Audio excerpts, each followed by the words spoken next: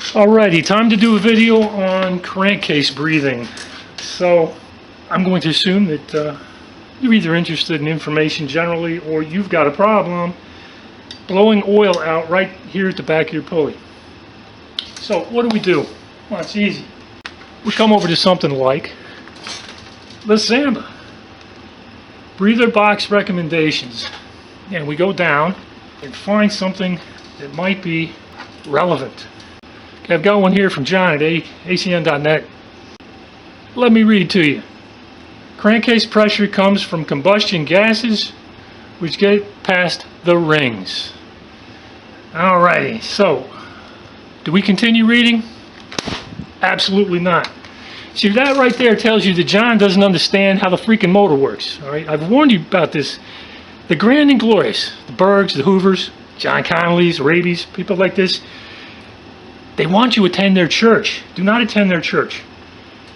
What John just told you basically is that he's made the assumption that that motor is not running. This motor is running. Do you know what hangs on the end of this guy right there? Sitting out here is a piston. It's another piston. I got two more pistons that go that direction. And these pistons are going like this. And my guess is that this probably has a little something to do with what's going on there, and probably an awful lot to do with what's going on right here, the problem end of things. Let me ask you a question. You got a problem. You're just going to start throwing, what's the expression? Everything, including the kitchen sink or whatever, at it? But do you actually even understand how big a hole do I need to poke into this thing in order to get it work right? Because, like, if you don't know where you're going to end up, how do you get there? Let's look at something real quick. I got a head, piston and cylinder over here, okay? Combustion. Every single bit of the combustion from this, except with that piece which blows by, goes out a hole that big. Do you think maybe that a hole this big, which handles all of this, is perhaps a little bit on the big side? That maybe we don't need something quite that big to vent this thing. So this kind of puts an upper limit on what you need. Now, we need to address it. Go do some little research and talk about it. It's going to take a long time. Yeah, get your thinking caps on, and let's see what happens. Alright, quick side note here. Although I don't listen to John as to how or why things work in a motor, he is an experienced assembler. He's put together a whole bunch of stuff, and I've said this before. There's a place for that kind of type knowledge, but that knowledge will never tell you how or why something does what it does. Mechanicking doesn't tell you how or why. And I have purchased stuff from him. The pistons and cylinders that I have in this car I got from acn.net. Before you do anything, make sure that your oil level is not too high. So, just yanked the dipstick out on mine. I'm at the fill mark. My case does not leak. I just came back from a 1,200 miles or so trip. I've got no leakage from back there. This fill level does not cause my motor to leak. I know though that if it gets up to, because I've done it in the past, when it gets up to about that mark, it'll start leaking from back here. Even if you're at the right fill mark, take it down. Empty some of your stuff, take it down to the bottom mark. Try it again. If you're at the bottom mark and the problem's gone away, then you know it's a fill problem. And these particular things, you don't know for a fact that the dipstick that you have is actually the correct dipstick for your engine. Different cases through the years. Who knows? Type 3s, Type 2s, Type 1s, I don't know. But there are, as far as I can tell based on my reading, there are different dipsticks, and they fit up and down the bores a little bit differently. It can give you different levels. Make sure that's not a problem first. Okay, I need to get another prop out here, and we can do some more stuff. So here we have prop number 2. This is my old 1745 that I built decades ago, literally sometime around 1990. What I want to do is look at this, because we still haven't gotten past the fact that our problem stems from puking oil out here. So in order to do that, we need to look at pulleys. So, you're puking oil. These pulleys, they've got a groove. You can see the groove right there. That groove kind of functions as a slinger. It spins this direction and the threads are going to throw the oil back into the case. It is not a super powerful oil pump. It doesn't overcome, obviously, everything that's happening, because this doesn't have a tight fit with that. You know, it couldn't. This would wear against the aluminum and cause shavings and crap like that, and that'd be just bad. So it's got a little tiny bit of a gap up in here. First thing you got to do is try a different pulley. Maybe something somewhere along the line happened to the diameter of your pulley. Maybe something happened to the diameter of your case. And you've got some kind of a leak that is attributable to one or the other piece. But right now we're just talking about this guy. This guy not fitting tightly enough in there. Just try another one. Because it's an awful lot easier to putz around with a pulley than it is to do all the rest of the stuff back there. Something else I want to talk about as far as the pulleys go. People seem to think that that functions not just as an oil slinger but as an air pump. That is not an air pump. If you can see where the grooves, yeah, do you see where that groove starts right there?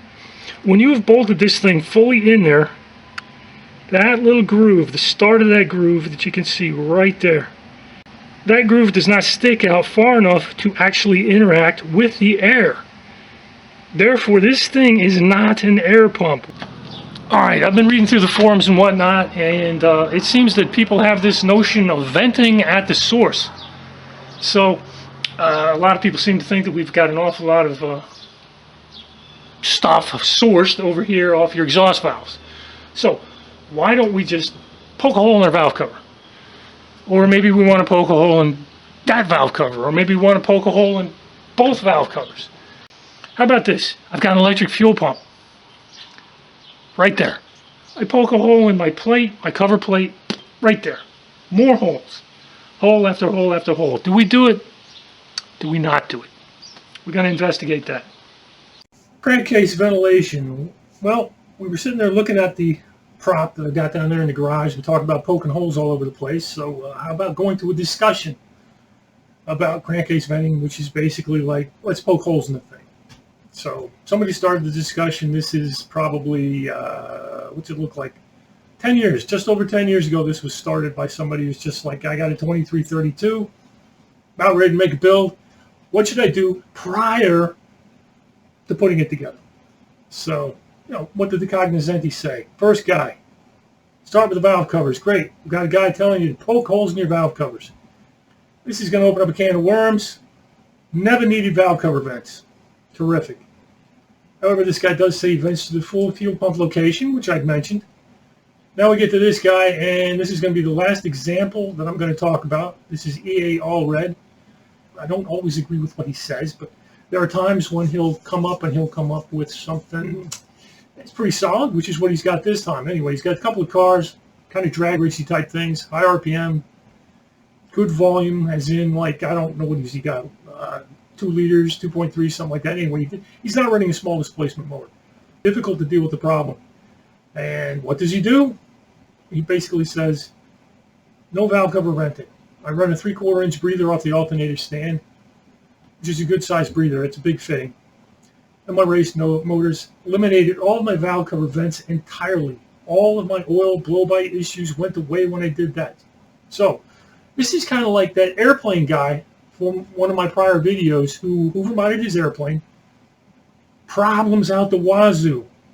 And then he got rid of, you know, the most horrible of the hoover mod modifications. And all of a sudden his engine started working right again. And this is what EA All Red is telling us. Get rid of the valve cover vents.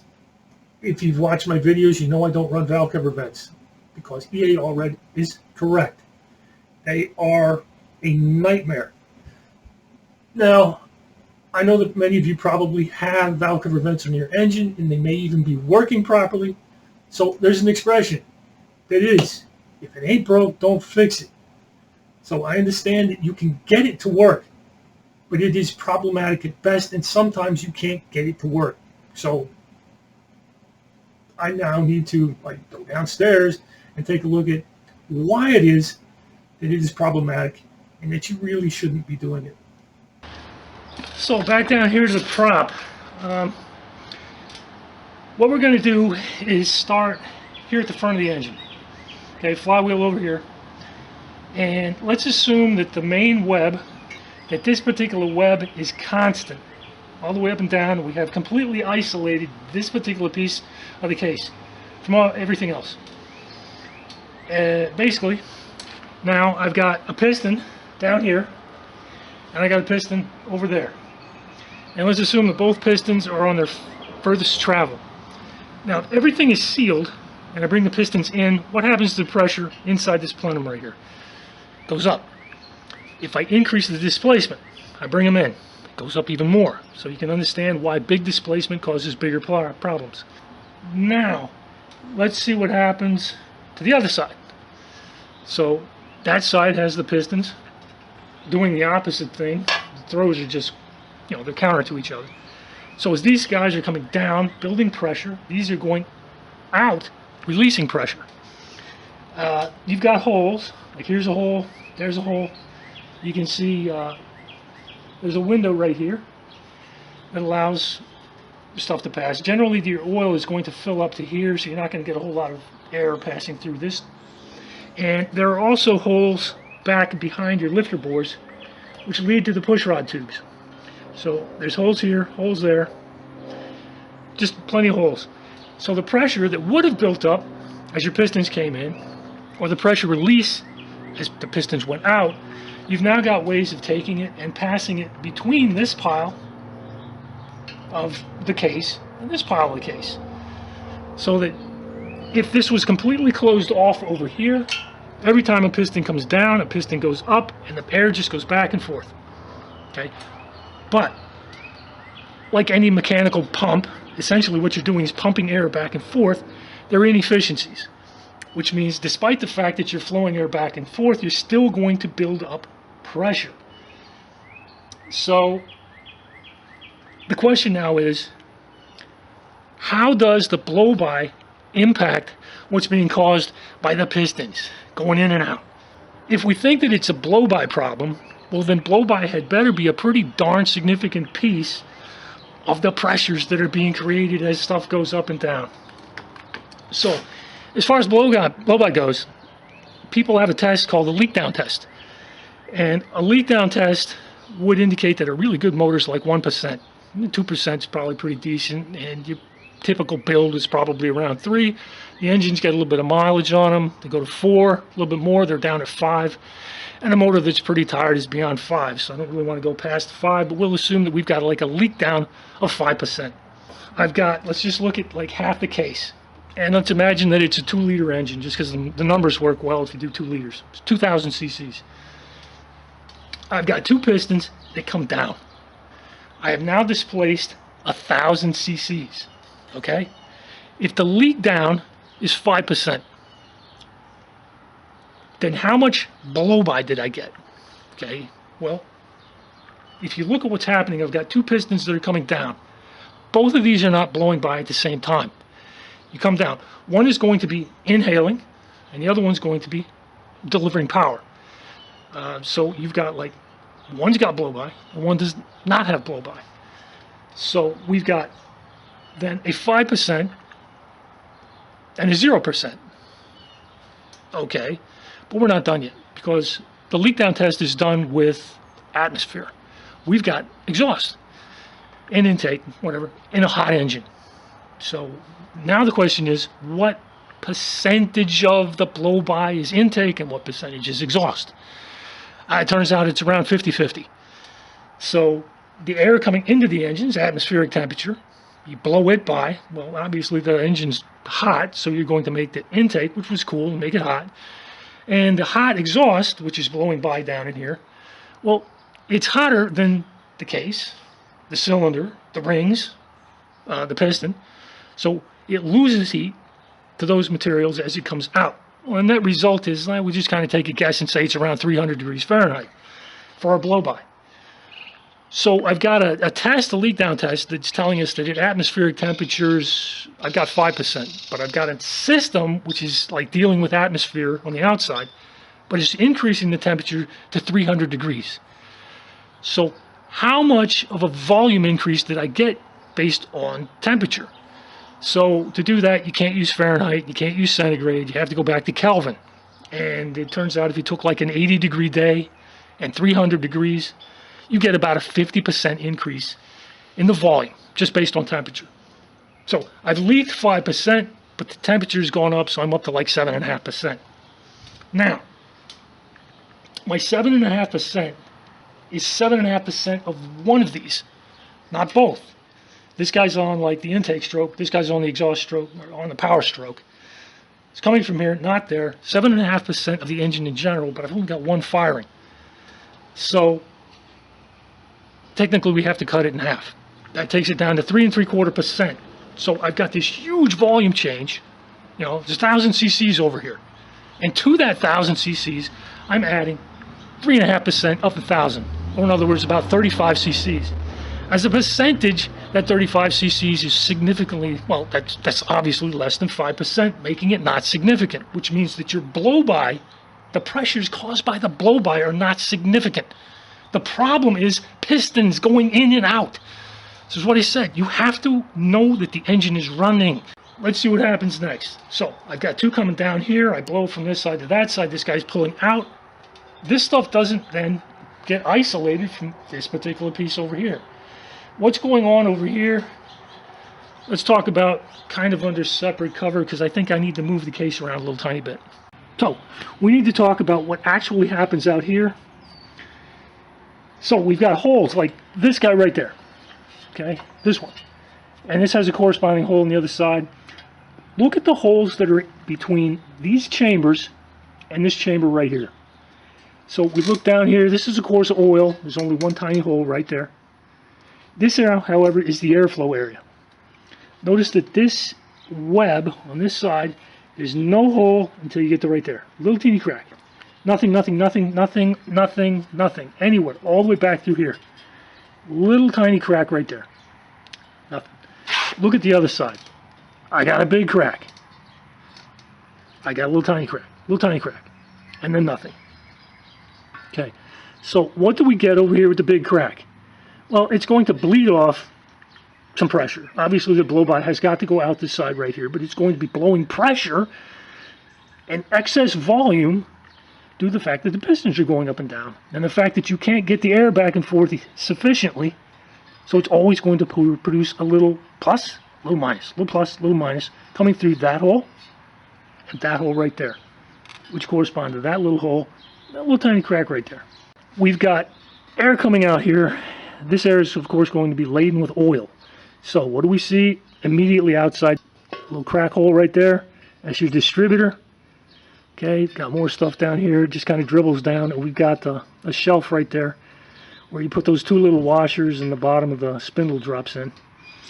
Not really concerned, but this all sits below the opening, so the oil that comes out here has access to this. In addition to that, we've got a camshaft down here. This cam is rotating. It's down here in some oil.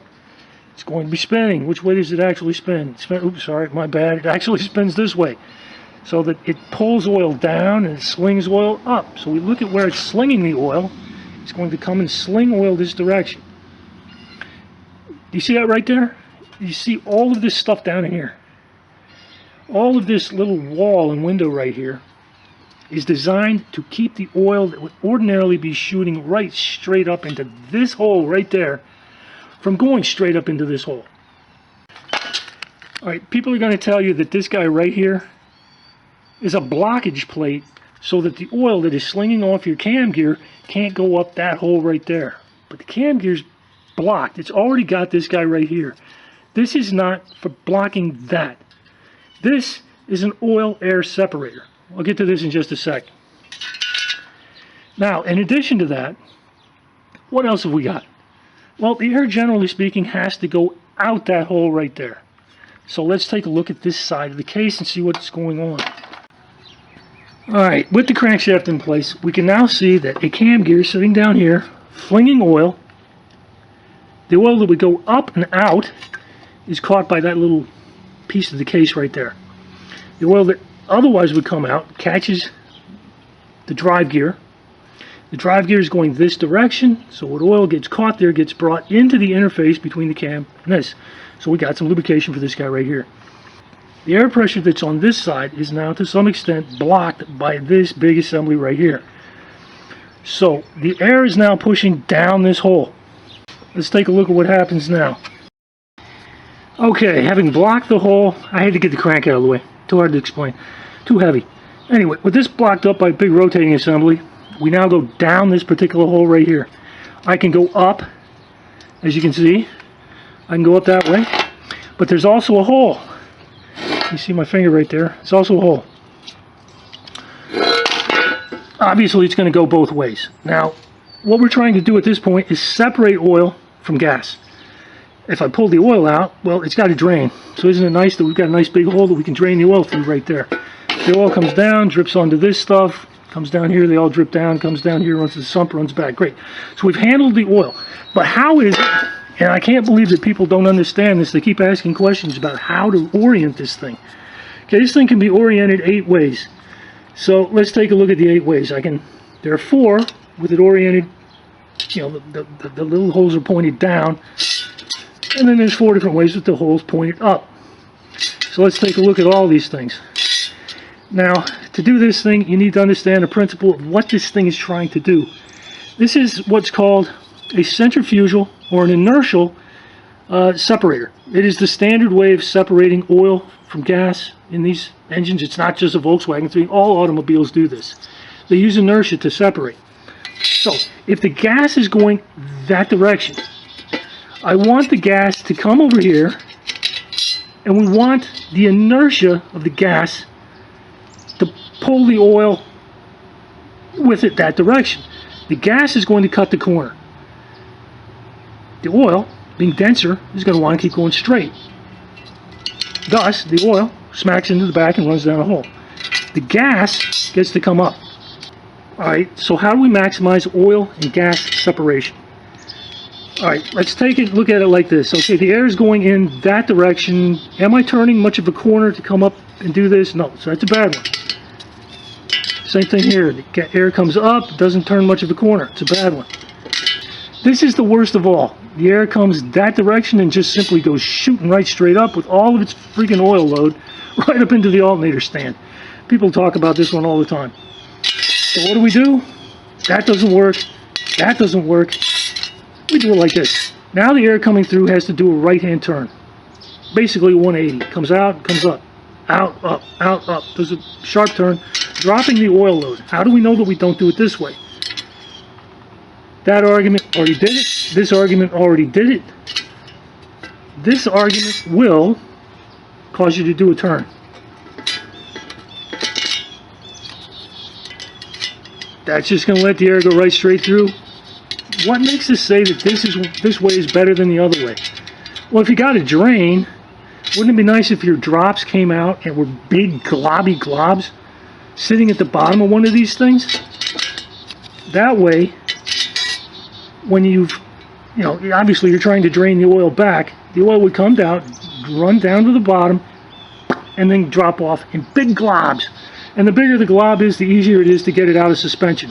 So if you understand how this thing works, you now know that there's only one way it can possibly be oriented. And that's like this. Alright, I'm not done with this thing yet. Okay, what I have here is an alternator stand. Used to be on the 73 over there. Blue, see? Yeah, when I was young I painted it blue. The air has gone through the hole. Okay, let me orient this the way it's supposed to be oriented. Yes, that is correct. Now, it goes into this. Alright, this thing could be any shape.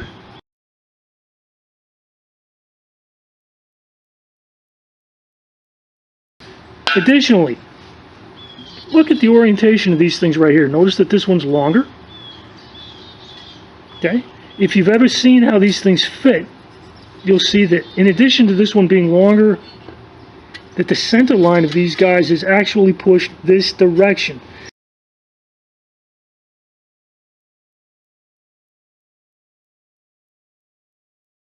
Which means when the air goes around the corner, it's not actually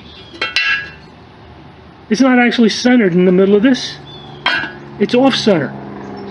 And this one being even further off-center than that means that if the air comes out here and the air comes out here and this one comes out here, what you're actually getting is kind of a torque, which means this is in fact a centrifuge. Since this thing functions as a centrifuge, it also means that you don't ever stick stuff like steel wool, Brillo pads, whatever I guess you want to call them. You don't put anything in there. This thing is a centrifuge. Let it function as a centrifuge. Alright, continuing on. See, you've got a fairly large bore pipe right there. Good large diameter. That means the velocity through that port doesn't have to be very large. In a stock situation, it would then come up into a big box that sits right here, and then it would shoot off to your air filter on the older models with a road draft tube.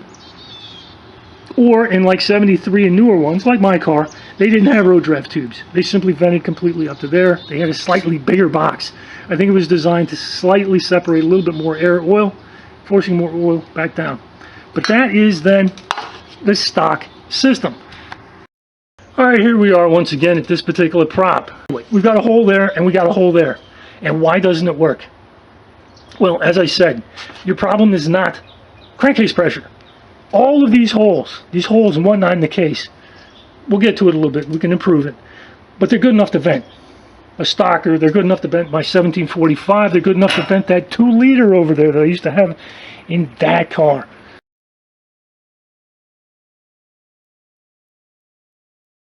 I've got, let's say, a plus happening here. The pistons are going in. So I've got plus here, I got minus here. Because these are connected down to the center, I get plus, I get minus. I get plus, I get minus. This means that the hose that you've stuffed in here that's going up to a breather right there, I get up, down, up, down, up, down. And there's absolutely nothing right there that takes any kind of a really strong right-hand turn in order to knock the oil out, which means oil up, oil down, oil up, oil down. Same thing on this side, oil up, oil down. So, next thing, it goes up to that little box. That box, MB makes a box, CB makes a box G. You can get a really expensive box from Vintage Speed. You can get a really fancy one from Vintage Speed. So it gets up into that box. And let's take a look at where the box is mounted. Every time I see one of these things, they're mounted in exactly the same place. You know, right back there. It's right about where this blue thing is. Yeah, right there at the blue thing. Okay, what is above that? Well, that's easy. Look, it's a bunch of vents, which means there's a crap load of air blowing across it. What do you get when you blow a bunch of air across something? Well, if it was hot, it's going to get cool. All right, in our case, we're trying to blow out hot gases from the valve covers. Got a valve cover vent down there, one down there. We're trying to blow it out into this box right here. This box, which is sitting underneath all this cooling air, takes the exhaust gases, which contain, of course, water vapor, and allows the water vapor to condense inside that box.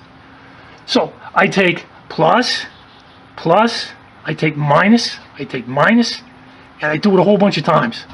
At 3,000 RPMs, a whole bunch of times means 50 times a second. Okay? You're beating the crap out of this water and oil.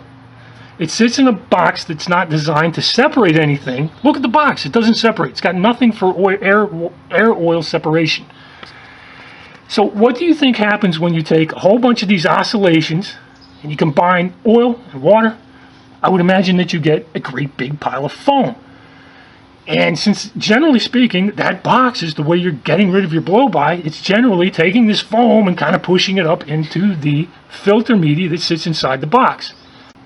Oil and water don't build a particularly nice foam, so it's going to fill that box and its filter media with an item that cannot have airflow through it.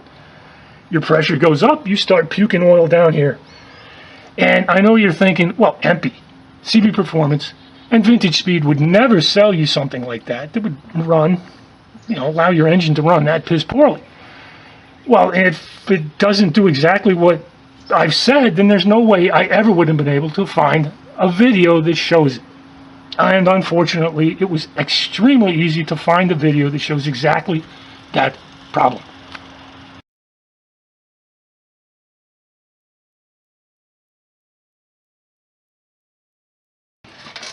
Okay, I'm not done yet beating up this vented valve cover stuff yet. So we've got vents coming out here, okay? Coming up a couple of hoses. It's installed exactly the way Impy wants you to install it. So we've got pistons going like this. But this isn't the only thing that's happening in there. We got a rotating assembly, rotating this direction. So the back end of this, as it comes around the bottom and comes up, it's got a pressure over on this side, provides a pressure down here. This one coming across builds pressure high in the case, but as it goes down toward the back of the lifter bores, it of course pulls this direction. This causes, down at the lifter bores, high pressure here, low pressure at the top, high pressure at the top, and low pressure at the bottom. So let's say that I've got squeezing in, and it's going to create a pressure of 5 of some sort. Who cares? Just 5. Now I've got a rotating assembly like this. So I've created 5 and a rotating assembly which is creating a high pressure here. So let's just say it's not as significant as this, but it's there. Let's call it a 1. On this side I got a -1. So I got 5 plus 1 is 6. And I got a 5 minus 1. I got a 4. So when this pressure pulse comes up to this, it's like a 6. And over here it's like a 4. And it comes up to the tube, to the box, right? I got a 6 coming in. I got a 4 coming in. The 6 overpowers the 4. So not as much comes up this direction as what comes up that direction. And it gets worse. Because now the pistons come poof, out like this. Okay? Building a -5. I got a -5 plus 1. I've got a 4 on this side. It's -4. I got a -5 minus 1. I got a -6 on this side. So I got a -4 pulse coming up here and a -6 pulse coming up on this side. Now the minus overpowers the minus on this side and we pull. So I'm pushing more up this side and I'm sucking more out that side. This is going to cause the system to have a cyclical kind of type thing. Okay? What happens as a result of that? This particular valve cover over there has more air inside it pushing down the tubes. And as it comes down the tubes, it takes with it oil. Therefore, this valve cover doesn't fill up with oil. It stays nice and sweet, just the way it's supposed to be from the factory. On the other hand, this side, because I've got a net flow out, the oil, which is supposed to be coming back, with, there's not supposed to be a bunch of flow coming up. There's supposed to be back and forth. With the net flow out, it now doesn't allow the oil to go back. This then begins to fill up with oil. And we know that this happens thanks to the dude named Muffler Mike who did the clear valve cover thing experiment. It was like 20 years ago. Everybody's heard of Muffler Mike's experiment. And there it is. Muffler Mike showed you what's going to happen when you vent your valve covers. This one fills up, that one doesn't. What a mess. I mean, the valve train's not designed to operate inside a bunch of oil. And of course, as this fills up, it begins to make the problem of oil shooting up into here even worse. It's a disaster. So we're not done poking holes in the case yet. Okay, so we've dismissed, I hope, the valve cover stuff. You understand? Not a good idea. I'm not going to talk about that, I don't think, anymore. Now we have to move into the holes that sit out here. And the only hole that really matters is the one that people like to poke right down there. In other words, they run an electric fuel pump. It's got a block-off plate. I'm going to stick a hole right there. And I see this one used all the time with this kind of a box. They go, well, I've got to be able to drain any oil that comes out here. So they stick a drain. They say it's a drain hole from here down to there. Gonna drain my oil. So what in the world would make you think that that is going to drain oil? Because you've already got all the oil suppression stuff down here and inside there. Now, there's additional oil suppression that you can get here, but by the time you've gone through this system, there's not much left. And what happens when you poke a hole right there? And for that, you need to look at the case. So that hole sits right there. And just opposite that is the primary escape hole for these pressure pulses that are coming in and out here. So you've got a big blast of oily air coming straight out like this. Pulse. Is there anything that's going to have a suppression effect on the oil shooting up that hole? Is there anything that's going to reduce the high pressure pulse going up that hole right there? Nothing. That doesn't function as a drain. It just takes a high pressure pulse and shoots it back up into here. one of the things that this big plenum does, all right, we've got a kind of a plenum right down in here.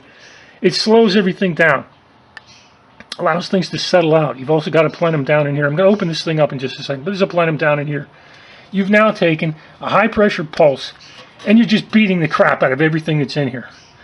So again, I have never been able to find a reason justifiable from an engineering standpoint. I realize that people just love to decorate and customize, and if you just insist on poking holes and running hoses, you're great. It's your engine.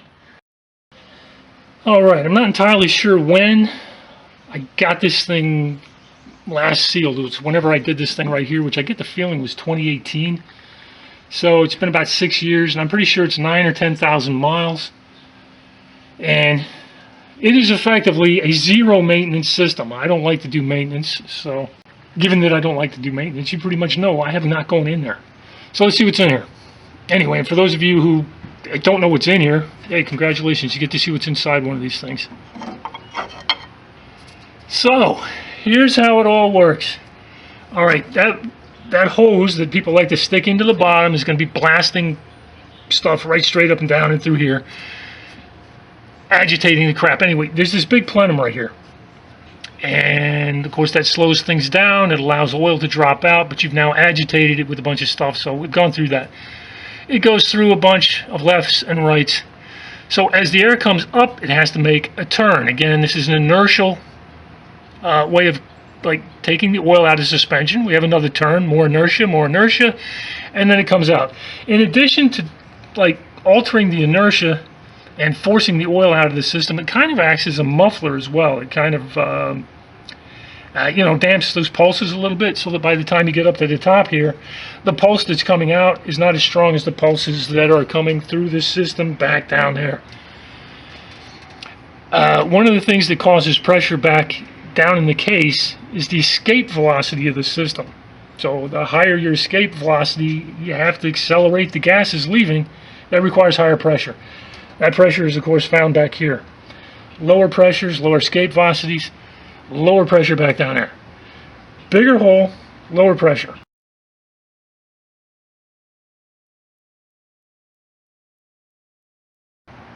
Okay, real quick, some mechanics are going to insist that you put some kind of essentially a fire break up in here, as though if you have a backfire through the top, it's going to somehow or another get down here, go all the way down to the case, and create a crankcase explosion.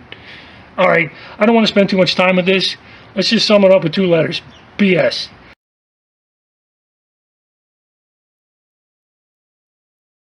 Anyway, as far as muck and stuff goes, it just blows my mind that people think that they have to drain this.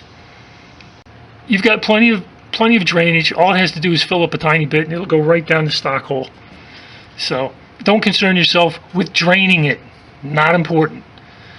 Let me see. I think I need to move on to generally speaking about my system and some of the things that I do that maybe other people don't. Alright, continuing on. Since my assembly attaches in 3 places and it's soldered together, it comes out in one piece. So I can get my entire hose assembly. I have pipes, but most people have hoses. I get this entire thing out in less than 2 minutes. It's out. Goes right back in, no problem. These kinds of fittings pretty much don't ever leak, and they don't come loose. So you don't have problems with hoses.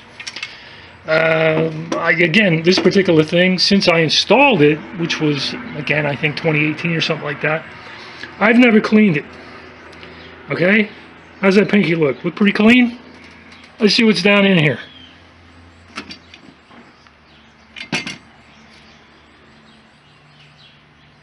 Pretty clean. Let's try the other one. Alright. Just in case there's a difference.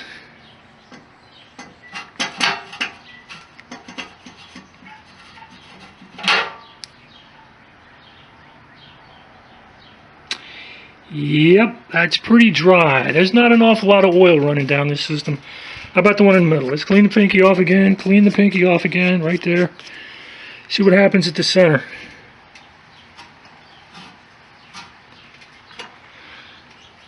Yay, we actually got some crud at that point. But that's not terrible. Okay? I mean, you compare that to what's going on with that empty thing that sits over there. Alright? That's a sludge fest. This right here, as I said, zero maintenance.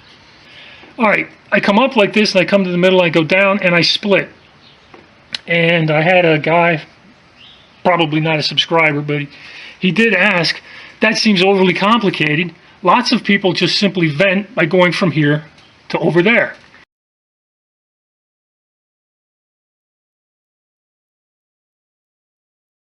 And it's like, yes, I can do it. And he was, you know, that's how his system worked. He had a big motor, like a 2332 or something like that. He says it works fantastic. And he's right, it can work fantastic. Like I said, if you got something to work, if it ain't broke, don't fix it. But this system, I want zero maintenance. And I want it to perform optimally at all times. And I want balance. So, you have to understand that what comes out is not atmosphere. It's not what we're breathing. It's a combination of exhaust gases, intake, and a tiny bit of oil and oil fumes and other kinds of breakdown products. Obviously, oil is going to undergo thermal breakdown. Part of thermal breakdown is the molecule literally cracks open and you now no longer have oil. It's oil byproducts of different types. Some are higher, molecular weights and some are lower, but anyway, you need to get them out because they're not oil anymore. So you suck them out. You don't try and recondense them. One of the things, and I haven't mentioned him so far, I hope this video, Bob Hoover's hot points is that he wants you to try and recondense your oil by making everything cold. Well, you know what runs cold is that box over there. Take a look at this. This doesn't get cold. All right, the factory did not want it to run cold. They took this and they attached it to the case. Okay, nice and hot. Doesn't have any veins or fins or anything on it to cool it down. It comes up and had a little box and then it shot off in a real short path up here to the car. They didn't want it to get cold because you need to get water vapor out of it. Getting the water vapor out is way more important than trying to consolidate oil. Its flash point is really high. That means extremely non-volatile. It doesn't create vapors. You don't need to condense them. It's not a problem. So this thing needs to stay hot so that water vapor can come out. Now, since what's coming out is not atmosphere, it's also not the same temperature. So what you do there and what you do there, if you've only vented from here to there, is provide your induction system with different air-fuel ratios, even though you didn't know you were doing it.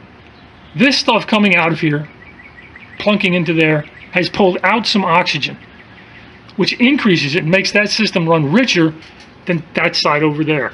I don't want richer. I want balance. So we come out, we come off, we drop, and we go left and right with an equal length tube. Something else you got to do, and I've seen this. There was a guy who was venting his system, and he had a tube running around that basically came down, up, and went down under some stuff and came up. And everybody told him, oh, by the way, you've created yourself a drain plug over here. You're going to accumulate liquid down in the bottom, which is going to stop it from working right. So I come up, I'm horizontal, I go down, I'm horizontal, I go back, I go down. There are no places in this system that are ever going to form a drop. It is rigid. Unlike tubing, which can get hot and flex and bounce and move all over the place, rigid. Never creates a point at which you're going to accumulate liquids. Now, this is going to be kind of weird, but since it sits up here, it's high, this is low, but this is kind of high, and it sits directly under the vents, this has got some air passing over it. That's going to keep it fairly cool. It's not painted black to keep it cool, but I do want it to be cool.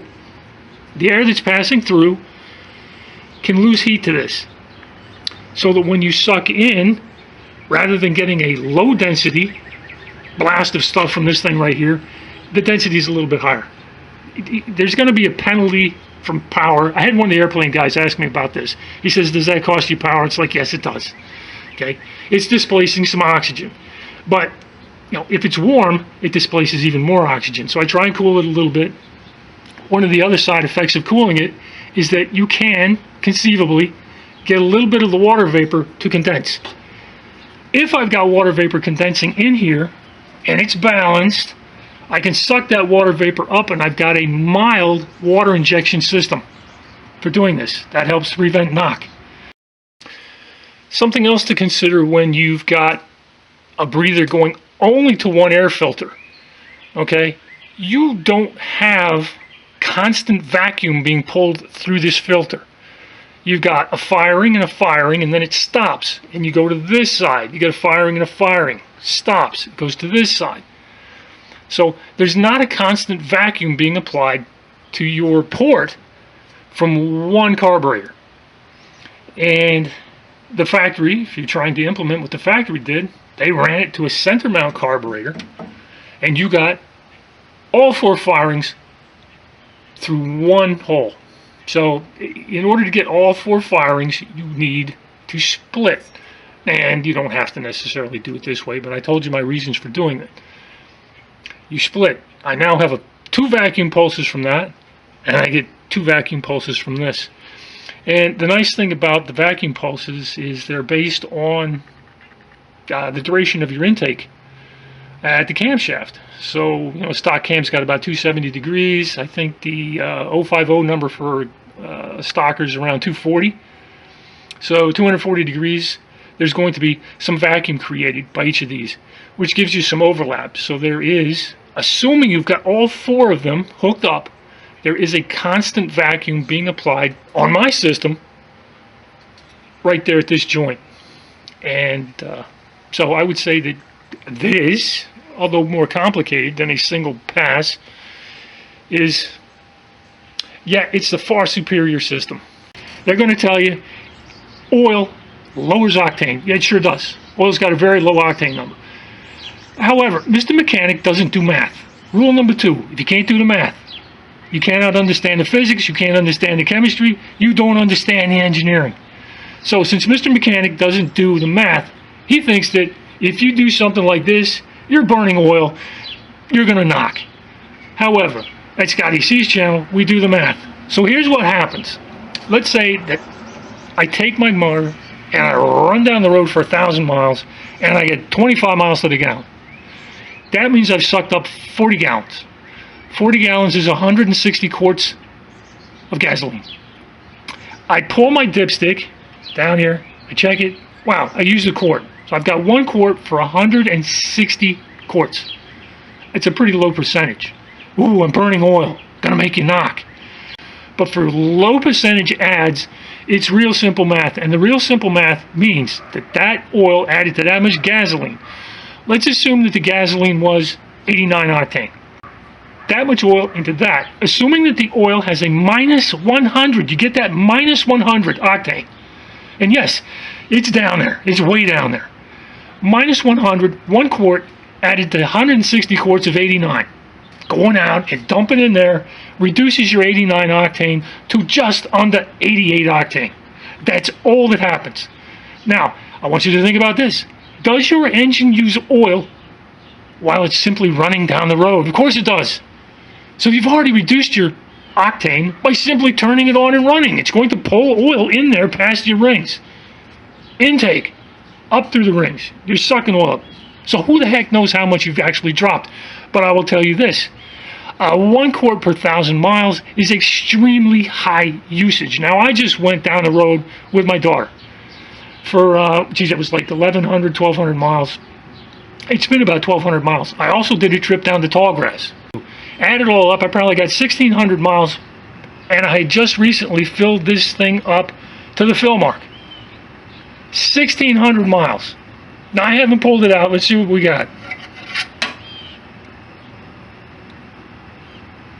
Now, if I'm reading that right, it says that I'm ever so slightly above the fill mark, which means I probably got some kind of little meniscus action going. Let me get rid of that real quick. Hey, there, I got some focus. All right, we got some focus. All right, let me drop it in, pull it out, see what happens. And where are we? All right, we have used a little tiny bit so far, but I'm still above. I don't know what that is. What is that? maybe a third of a quart, maybe. And it's a third of a quart in, what did I say, like 1,600 miles? Something like that.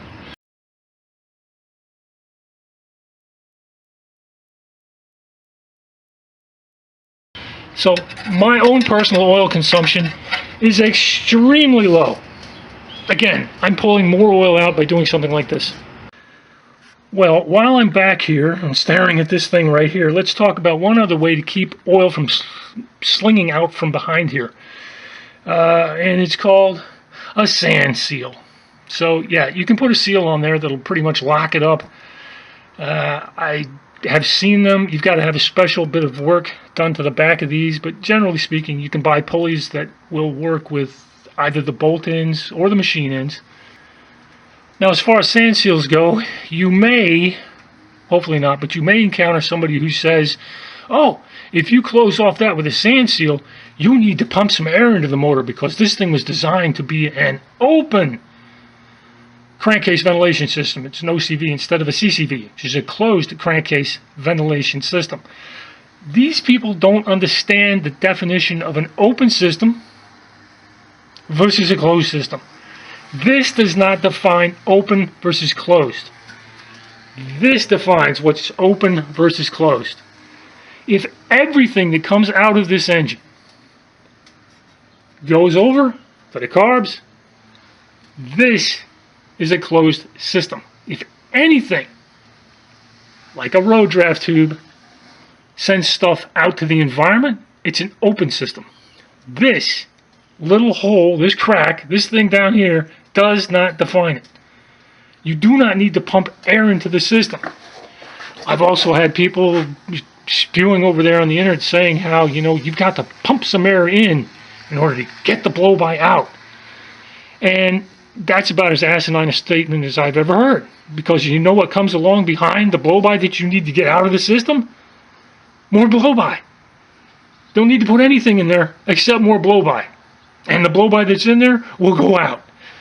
Okay, something else that you may hear. They're like, okay, I've got to flush the blow-by out because it's got all kinds of bad chemicals in, so I've got to pump air into the system to get the bad chemicals out. That's also incorrect. Air going in contains oxygen. Oxygen and heat has a tendency to oxidize everything that's in there. Your oil is susceptible to oxidation. It's hot. So effectively, you can cook your oil in there simply by pumping in a bunch of oxygen. It's a bad idea. You don't want to put oxygen in there. Alright, let me see if I can't wrap this video up with a couple of final thoughts. Okay, your primary problem is oil coming out from behind the, right here. I can imagine that's the only concern I can really see. And one of the reasons, of course, it's going to come out here is because this doesn't fit particularly tightly inside the case. Right down there. So what you can do is increase the diameter of this by putting a light coat of paint on it. And since it's not actually in contact with that, it's not supposed to be anyway, the paint shouldn't rub off until it gets to the point that it is rubbing against that. You're going to need to put something into those grooves in order to keep them from getting paint in them, and after you've painted it, you're going to have to then clean the grooves out, but that's a heck of a lot easier than venting your valve covers. Now, I've never seen anybody do it, so you're kind of on your own, but it was just something that I was thinking might work. The other thing that people do, and I'm really surprised that I've not seen this mentioned more often in threads, and in the threads that I've been reading at the Samba for this, which is about, I don't know, about 8 different threads, right? I've only found one thread where one guy talked about something called case porting. That guy happens to be Ohio Tom.